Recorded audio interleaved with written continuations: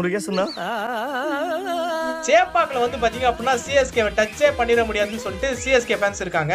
என்னமோ silver jubilee ஒரே அடியில் நொட்டிடும்னு போயிடுச்சு தம்பி.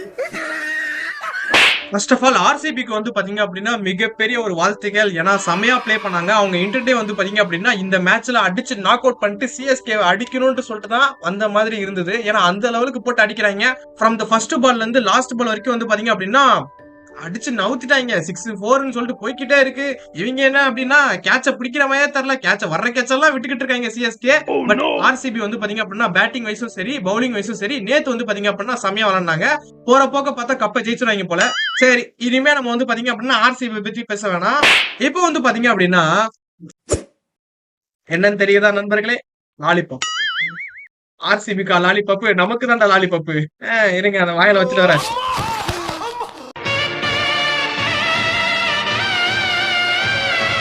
கடைசியில இப்படி லாலிபாப் சப்போர்ட் விட்டாங்களே.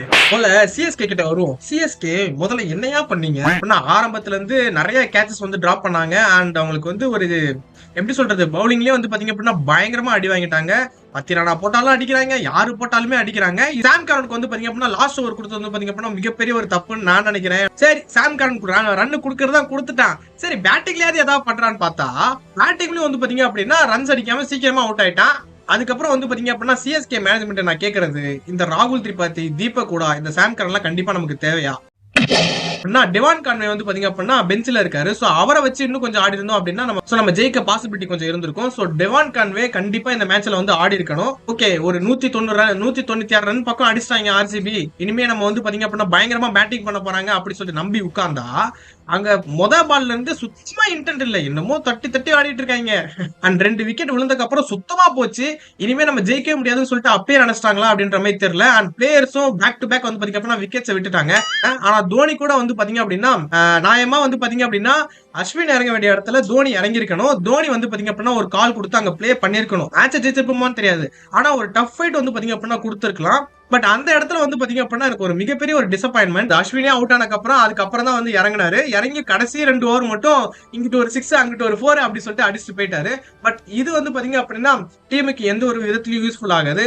வேணா முட்டு கொடுத்துக்கலாம். ஒரு லைட்னிங் ஸ்டம்ப் பண்ணாரு.